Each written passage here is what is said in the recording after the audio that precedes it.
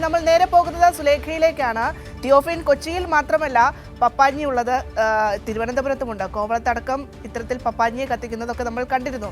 അപ്പോൾ വൈബ് എന്ന് പറയുന്നത്, അല്ലെങ്കിൽ ഏത് മൂഡ്, അത് ന്യൂ ഇയർ മൂഡ് എന്ന് പറയുന്നത് നമ്മുടെ സംസ്ഥാനം ഒന്നാകെ ഇങ്ങനെ ആഘോഷത്തിൽ ഇങ്ങനെ നിൽക്കുകയാണ്. സുലേഖയിലേക്ക് പോകുമ്പോൾ സുലേഖ, എങ്ങനെയായിരുന്നു സുലേഖ കഴിഞ്ഞ ദിവസങ്ങളിലെ ആഘോഷ പരിപാടികളൊക്കെ?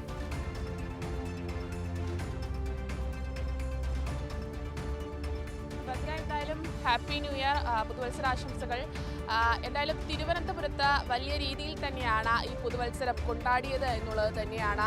കഴിഞ്ഞ ദിവസം ഇത്തരത്തിൽ കോവളത്തടക്കം, കൊച്ചിയിൽ മാത്രമല്ല ഇത്തവണ പാപ്പാഞ്ഞി ഉണ്ടായിരുന്നത്, അത് തിരുവനന്തപുരത്ത് കോവളത്തെ ക്രാഫ്റ്റ് വില്ലേജിലും പാപ്പാഞ്ഞിയെ കത്തിച്ചു എന്നുള്ളത് തന്നെയാണ്. നേരത്തെ തിയോഫിൻ ചേട്ടൻ പറഞ്ഞതുപോലെ തന്നെ ഒരു വർഷത്തെ ദുഃഖങ്ങളും വ്യാധികളും ആകുലതകളും ഒക്കെ കത്തിച്ചു കളയുന്നതാണ് ഈ പാപ്പാഞ്ഞിയെ കത്തിച്ചു കളയുന്നത് കൊണ്ട് ഉദ്ദേശിക്കുന്നത്. അത്തരത്തിലൊരു ചടങ്ങ് അത് തിരുവനന്തപുരത്തും നടന്നു എന്നുള്ളത് തന്നെയാണ്. എന്തായാലും വളരെ വിപുലമായി ആഘോഷിച്ച് തന്നെയാണ് തിരുവനന്തപുരത്തുകാരും ന്യൂ ഇയറിനെ വരവേറ്റത്, 2026 വരവേറ്റത് എന്നുള്ളത് തന്നെയാണ്.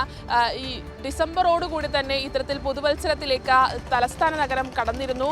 കനകക്കുന്നിലായാലും കനകക്കുന്നിനോടനുബന്ധിച്ചുള്ള മറ്റ് സ്ഥലങ്ങളിലായാലും ഇത്തരത്തിൽ വിപുലമായ ആഘോഷങ്ങൾ തന്നെയാണ് ന്യൂ ഇയറുമായി ബന്ധപ്പെട്ട ഒരുക്കിയിരുന്നത് എന്നുള്ളത് തന്നെയാണ്.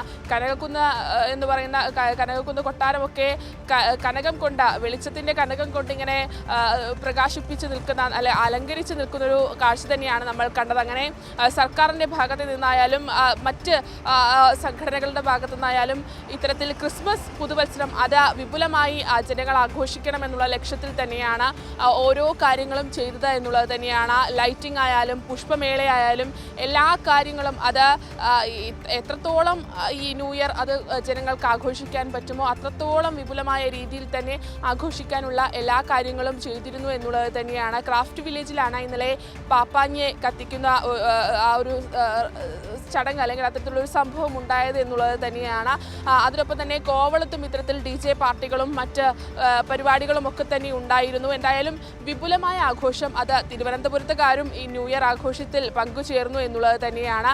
നേരത്തെ സൂചിപ്പിച്ച പോലെ തന്നെ വിപുലമായ ആഘോഷങ്ങൾ അത് നടത്തുന്ന ഘട്ടത്തിൽ തന്നെ പോലീസിൻ്റെയും എക്സൈസിൻ്റെയും വിപുലമായ ഒരു കർശനമായ പരിശോധനകളും കാര്യങ്ങളുമൊക്കെ തന്നെയും ഇതിൻ്റെ ഭാഗമായി ഉണ്ടായിരുന്നു എന്നുള്ളത് തന്നെയാണ്.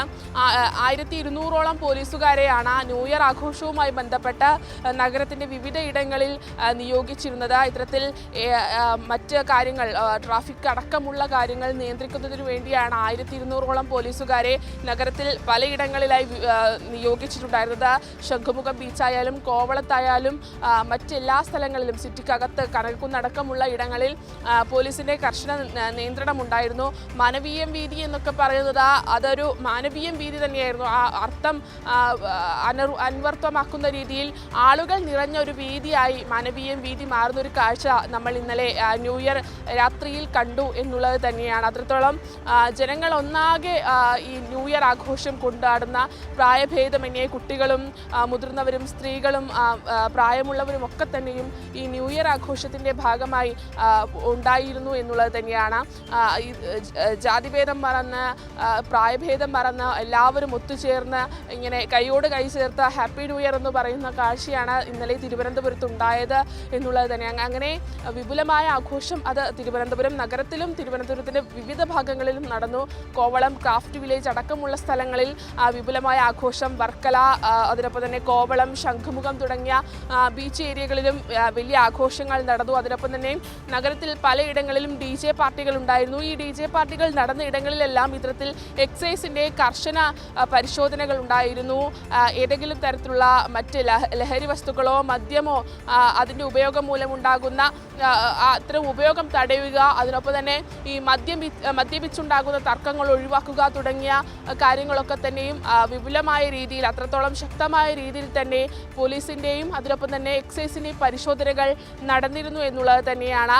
എന്തായാലും ഈ ന്യൂ ഇയർ ആഘോഷം അത് ലോകം ഒന്നാകെ ആഘോഷിക്കുന്ന ഒരു ആഘോഷമാണ്.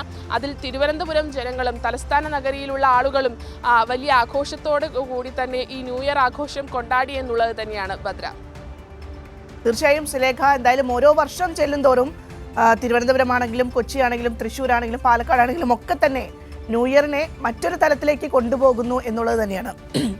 ആഘോഷ പരിപാടികളൊക്കെ വർദ്ധിപ്പിച്ചുകൊണ്ട് ഇങ്ങനെ മുന്നേറുന്ന ഒരു കാഴ്ച അത് തന്നെയാണ് നമ്മൾ കഴിഞ്ഞ ദിവസം കണ്ടത്, കൊച്ചിയിലാണെങ്കിലും തിരുവനന്തപുരത്താണെങ്കിലും ഒക്കെ തന്നെ.